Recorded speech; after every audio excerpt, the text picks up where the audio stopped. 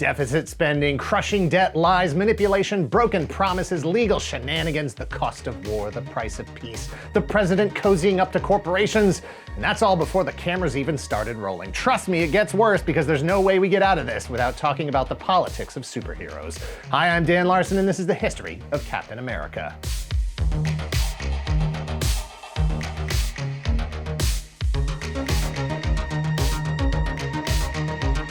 Captain America is a feature film adaptation of the Marvel Comics character created in 1940, originally released in theaters in 1990, sort of. It didn't make it to the US until 1992, skipping theaters to go direct to video. It's 1943 and Steve Rogers loves his family, his neighborhood, and his country. He wants to help win the war against the Nazis any way he can. However, living with the effects of polio means that he's officially classified as 4F, ineligible for military service for established physical health reasons. But there's another way he can join the fight against fascism around the world as a volunteer in Project Rebirth. Created by the German Dr. Maria Vaselli, the experimental body modification process has already proven successful. The evil Red Skull is a product of her genius, which motivated her to reconsider her legacy with the Nazis and immigrate to the US.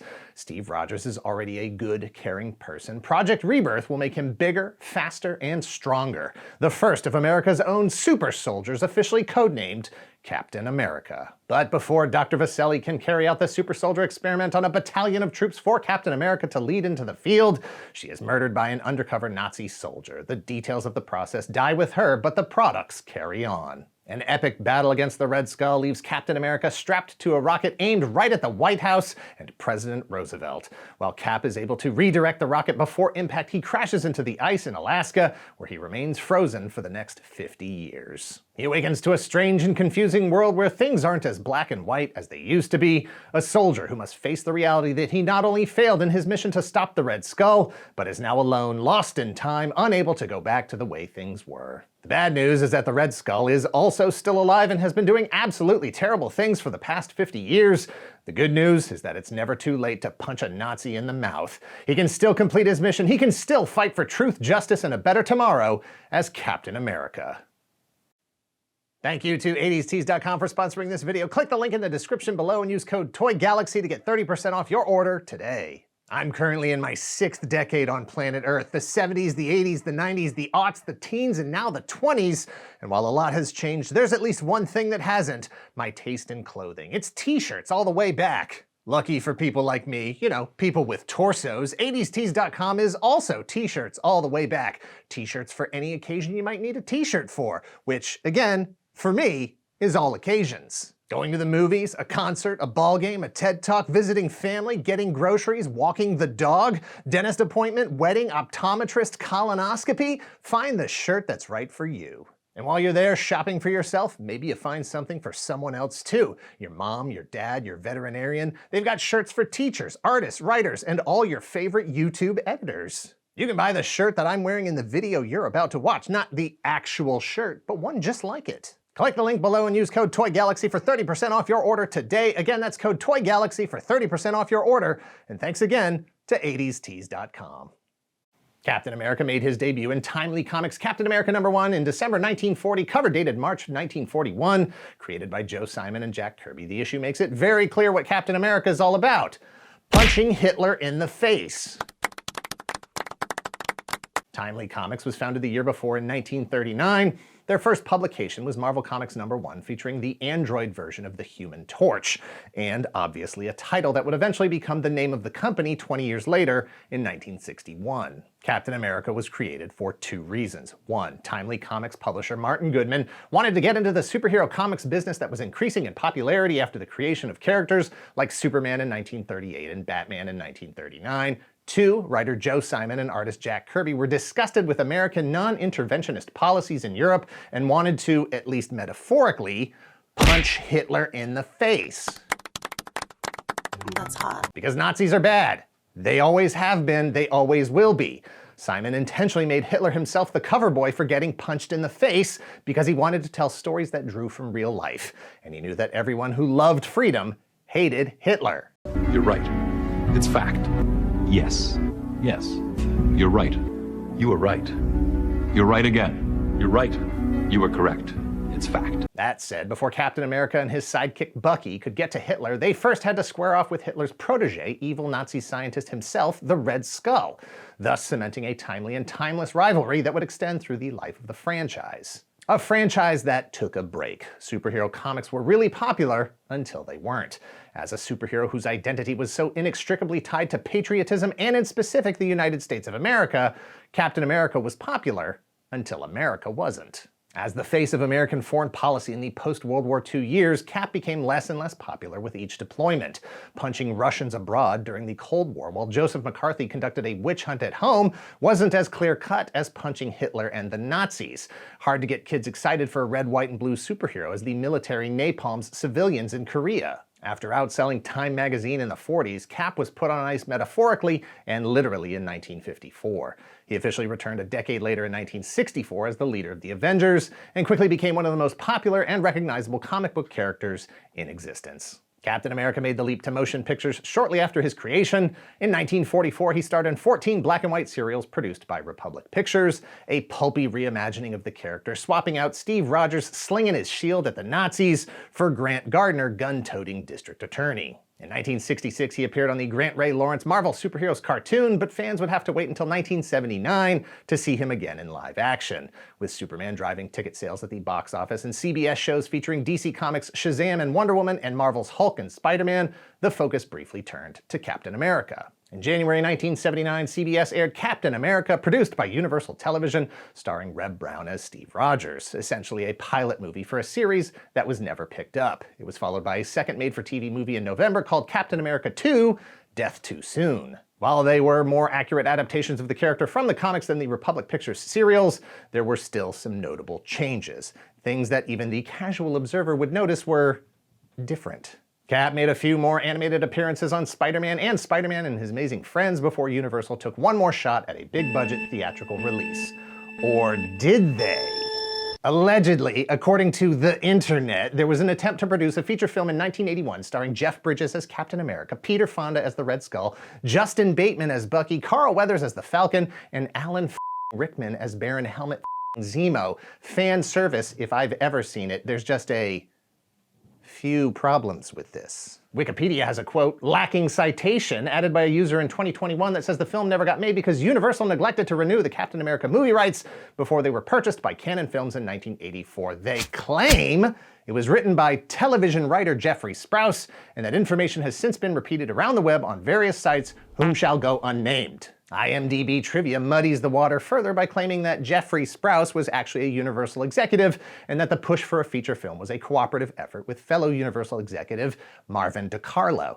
Allegedly, furthermore, Sprouse was known to frequent the comic convention circuit between 2005 and 2015 with the original script and concept art. First off, Jason Bateman was 16 in 1981 and no one knew who he was. Second, Alan Rickman was still doing theater at the Royal Shakespeare Company in Stratford-upon-Avon, Warwickshire, England. This was years before his breakout role in Die Hard in 1988. Third, our research could not confirm the existence of two former Universal Pictures executives named Jeffrey Sprouse or Marvin DiCarlo. Neither have even the slightest paper trail across the vast, hyper-focused landscape of physical media and the internet. No quotes, no credits, nothing but this movie that never happened. They are digital ghosts in a virtual reality that really cares about superhero movies. All the evidence seems to point to a website called MyCast, where fans suggest, vote for, and catalog their ideal fan casts for projects that may or may not, did or did not ever actually happen. In this case, user Mr. Blue Sky created the 1981 Captain America film entry June 23, 2021 with Jack Kirby, Joe Simon, and Jeff Sprouse listed as the creators. We think that somewhere along the way, that fan casting was added to either Wikipedia or IMDb and then copied to the other, posing as a fact for some reason. It has remained for 4 years without attribution or any verifiable source on Wikipedia. Since the listing was posted, the highest vote getters have changed. The leading candidate for Cap is now Patrick Swayze, Michael Brandon as Red Skull, and Christian Slater as Bucky. If I had to guess, I would say that Mr. Blue Sky is Jeff Sprouse. Jeff, if you're watching, take a moment, think about what you did. You gotta be more careful on Al Gore's internet. Meanwhile, Cousins Menachem Golan and Golan Globus purchased Cannon Films in 1979 for $500,000. Through the 80s, they were well known for their low-budget, action-packed movies like Enter the Ninja, Break-In, Missing in Action, American Ninja, The Delta Force, Cobra, and Death Wishes 2 through 4. I warned you! I tell you! 3 Superman movies produced by Warner Brothers between 1978 and 1984 proved there was a market for superheroes at the box office. To get a piece of that action for themselves, Cannon spent over $200,000 to purchase the rights to both Captain America and Spider-Man for 5 years. On October 24, 1984, Cannon announced in Variety magazine that a Captain America movie was already in development, with a script by James R. Silk, known for his previous Cannon works like Revenge of the Ninja and Ninja 3: The Domination. A year later, in October 1985, they touted the addition of Michael Winner as director, known for his previous Cannon works like Death Wish 2 and 3. Production was expected to begin in January 1986, until it didn't. As it turned out, Winner didn't like the script as written by Silk, so he tossed it out and wrote a new script with Stan Hay. At least one Marvel executive saw the new script by Winner and Hay and thought it was terrible. He called it bloody awful, convoluted, and totally implausible. In an attempt to get the production moving, Cannon revised the public record with an ad suggesting that the film was now being written by Michael Winner, Lawrence Block, and Stan Lee. Perhaps with Stan Lee involved, a more comics-accurate adaptation could have been produced. We'll never know, as this version never made it into production due to money troubles. Despite their initial successes with low-budget, mild-return films and at least one breakout success with Cobra in 1986, Cannon had grossly overextended itself financially. In 1986 alone, they released 43 movies. 43 movies.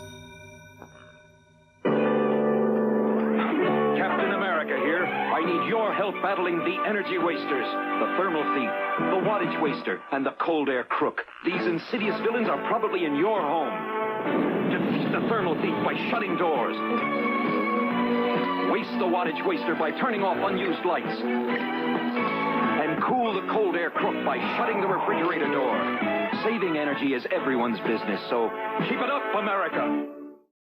Cannon already held the rights to licensed characters like Captain America and Spider-Man, but jumped at the chance to pick up Superman and He-Man as well. In 1987, they planned to release big-budget treatments for Superman 4 and Masters of the Universe. All this amidst a growing storm of lawsuits related to their own business dealings, a decline in ticket sales across the industry, and an investigation by the U.S. Securities and Exchange Commission, who thought maybe Cannon's accounting practices weren't exactly by the book. Superman 4 tanked. Masters of the Universe tanked. Things were so bad that at one point, Cannon Films were in debt as much as $600 million. With budgets being slashed all over the place and future projects in doubt, Michael Winner left Captain America to instead make Appointment with Death, released by Cannon in 1988, which tanked. Captain America was once again slated to begin production, this time in June 1987. It did not. Instead, 2 years later in 1989, under enormous pressure from compounding debt and ongoing legal action, Menachem Golan split from Cannon Films to run his own production studio called 21st Century Films. He wasn't starting from scratch. In fact, he was allowed to take the rights to Captain America with him. He commissioned a new script from Stephen Tolkien and enlisted a new director with extensive Cannon Films experience, Albert Pyun. According to Pyun, Captain America was his dream project. He'd been a fan of the comics since he was a kid. In fact, it was Pyun who suggested that Menachem Golan secure the rights from Cannon before he left. Pyun directed a number of pictures for Cannon before, during, and after they were in financial distress. Dangerously Close, Down, Twisted, Alien from LA, and Cyborg, all between 1986 and 1989. He was so essential to Cannon Films' financial solvency that he was already penciled in for Spider-Man and the sequels for Masters of the Universe, Superman, and Delta Force. Pyun read the Tolkien draft of Captain America and loved it. Golan didn't have a lot of money to put into a big-budget spectacle, but the rights were almost up and they had to do something.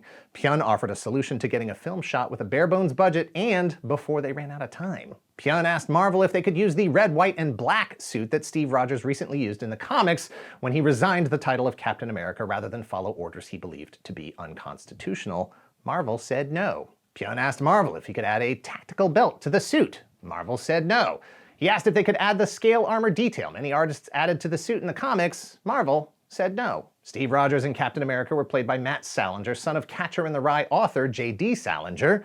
Matt previously appeared in big screen features like Revenge of the Nerds in 1984 and made for TV movies like Blood and Orchids in 1986. Salinger's red, white, and blue suit was a heavy rubber material with muscle padding that, by all reports, did not circulate air very well. Shooting was originally planned to be in Italy, but budget cuts moved the location to Yugoslavia in the middle of the summer, where temperatures regularly passed 100 degrees Fahrenheit. Salinger fought heat exhaustion and lost 25 pounds, which, I will assume, was sweat that collected in his boots. On top of that, the eye holes were weirdly placed, and the ear holes chafed so much that they eventually just put fake ears on the outside of his mask. Scott Paulin played Tadzio DeSantis, who was transformed into the Red Skull and is now Italian instead of German. Paulin had an extensive acting portfolio in films like Cat People in 1982, The Right Stuff in 1983, Teen Wolf in 1985, and Turner and Hooch in 1989. Ronnie Cox played U.S. President Tom Kimball, Ned Beatty showed up as the diligent reporter Sam Kolowitz, Bill Mooney played Lieutenant Fleming in the 40s, while Darren McGavin played General Fleming in the 90s. Melinda Dillon, who played McGavin's wife in 1983's A Christmas Story, took a turn as Steve Rogers' mom in Captain America. After years of delays as the 5-year license was set to expire, Captain America finally began shooting in 1989 and finished in 1990. Major script rewrites were required when the production moved to Yugoslavia, a necessity after the original $6 million budget disappeared. Or rather, the money was never secured to begin with. Turns out Menachem Golan never actually closed the loan with the bank. According to some sources, there was no regular budget. As Pyun himself put it, quote, "I had to scale back the action and scramble for finishing funds. I made the most of it by going more deeply into Steve Rogers' character." It is said that one of the producers would randomly be presented with a suitcase full of cash, sometimes as much as $5,000. They shot when they could shoot, crossed their fingers, and hoped it all worked out in the end. In a surprise to no one, 21st Century Films and Columbia, the distributor, didn't like the film. Pyun has described their crushing disappointment when he couldn't deliver the movie they wanted to see, despite not providing him with the money he would have needed to make that movie. We're all trying to find the guy who did this and give him a spanking. In the end, the film was taken out of Pyun's hands and re-edited to make what is without question a completely different movie.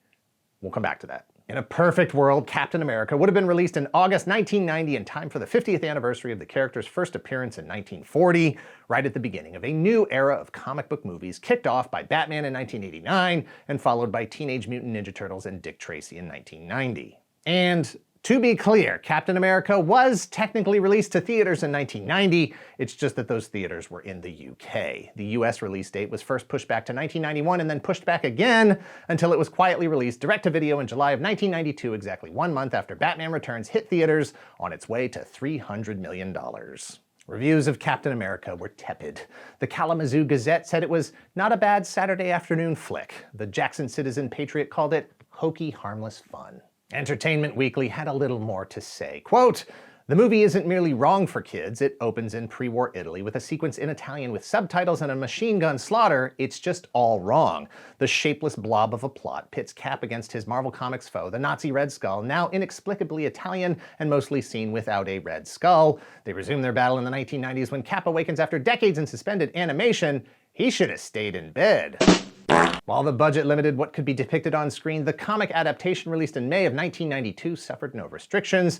Yes, I know. The sheer absurdity of a comic book adaptation of the movie adaptation of a comic book, a licensed media Ouroboros. Written by Stan Lee, illustrated by Bob Hall and Tom Morgan, the comic hews closer to the action-packed comics fans were used to. It spends more time and fleshes out the world in a way the movie couldn't. Or at least, the version of the movie that was released. See, director Albert Pyun never got to tell the version of the story he wanted to tell, but that didn't stop him from fighting for fans to see there was a better film that could have been released, even with the budget and time restrictions. In fact, when 21st Century Films was unable to pay him for directing Deceit over the course of 3 days during a break in the production of Cyborg in 1989, the same year he also directed Captain America, Pyun agreed to be paid with film. That is, he was allowed to keep the original 35mm cut of Captain America that he put together before the final edit was taken out of his hands. He held on to it for decades, screening it at conventions. He described it as 13 minutes longer with scenes that were not in the released version. And furthermore, he said the story makes more sense now, and Cap's struggle with what it means to be a hero and an American is more clearly understood. In 2022, Pyun passed away, but even that didn't stop the effort to get the film out to fans. His wife, Cynthia, was able to get it digitally scanned in 2023, and in 2024 began screenings and sales of Pyun's original vision for Captain America exclusively through Yippee-ki-yay, mothervideo.com. Sales were strong enough through the site that they went back for a second printing, available as of September 2025, link in the description below. The Albert Pyun cut of Captain America is an important part of its legacy. Before viewing the Pyun cut, I was skeptical that 13 minutes and a different sequence to the narrative would somehow make it a better Captain America story. A better movie? Sure. But a better Captain America movie? Prove it. Turns out, Pyun really did have a completely different structure to the narrative. Cap's origin, Red Skull's origin, their battle against each other, and the entire sequence of events that compose the first half hour of the original cut are interspersed throughout the Pyun cut, informing each character's motivations and giving weight to their actions in the past and the present. We get a much better sense of who Steve Rogers is, the pain of everything he left behind, the regret that so many of the awful things that have happened in the last 50 years are literally his fault for not stopping the Red Skull when he had the chance. The Pyun cut has something to say. Steve Rogers, President Kimball, heck, writer Stephen Tolkien and Albert Pyun ask themselves, and each of us, what are we fighting for? What should we be fighting for? The characters who are old enough to have lived through World War II remember that it was easy to know who the bad guys were. Everyone knew what the mission was. Nazis are bad, punch them in the face. As the years went by after the Nazis were defeated, it wasn't so easy. When Cap visits Bernie, his girlfriend from the 1940s, in the 1990s, she laments that, "Oh, I don't know. I guess I just old-fashioned. People don't seem to care about each other anymore." When Steve visits Colonel Lewis in the VA hospital, Lewis asks him straight up, what are you supposed to fight? Pollution? Technology? Progress? Well, it used to be you knew what to fight for, who to fire at. Now they just keep telling you some dirt poor peasant somewhere that you're gonna go blowing the kingdom come. Korea? Vietnam? Who knows what godforsaken place will be next, Lewis is haunted by ghosts. So many young men like Steve who died in the mud for no reason at all.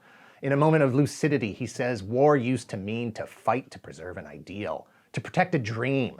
Now it's just a goddamn business. The original 1990 version is a clear-cut action film about a superhero. It is hokey, harmless fun. The Pyun cut asks questions about power. Who has power and how did they get it? What do the people with power do with it when they have it? Captain America wants to save the world by defeating the Red Skull. The Red Skull wants to control the president so he can control the world. President Kimball wants to save the world by leading an international summit to ban environmentally damaging industrial practices, or none of this matters because we're all gonna die a slow death in the future on a toxic planet. Not only is Albert Pyun's cut a better Captain America movie, it's a more relevant movie to pop culture, to comics, and to politics then and now. It is a battle cry for you, for me, for everyone to get back in the fight. Against pollution? Yes. Against technology? Yes. Against Nazis? Yes. You, me, and Captain America. Thanks for watching. Please hit like, hit subscribe if you're not already a subscriber. Thank you very much to those of you who already are. Please visit our Patreon at patreon.com/toygalaxy. Several different tiers to address your specific Secret Galaxy content needs. Check out the Secret Galaxy merch shop at secretgalaxy.shop. All merchandise is physically in stock and ready to ship. Links to all of this in the description below, and let us know in the comments down below if you ever saw the 1990 cut of Captain America. I saw it for the first time the way it was meant to be seen, on video cassette back in the early 2000s. I've seen it a few times since, and only this week got a chance to see the Pyun cut after we purchased it from yippee-ki-yay-mothervideo.com. It is genuinely a better film, and I encourage you to pick up your own copy if you can. Side note, it's great to see both the mom and dad from Christmas Story back in a film together, even if they don't share screen time, and no spoilers. After viewing both versions of the film, I'm happy to report that both versions end on one of the absolute best ragdoll falling dummy effects in the history of cinema. That alone is worth checking out either version as soon as possible. I know that shot of Hans Gruber falling out of Nakatomi Tower in Die Hard is iconic, but imagine if it was a ragdoll. Cut.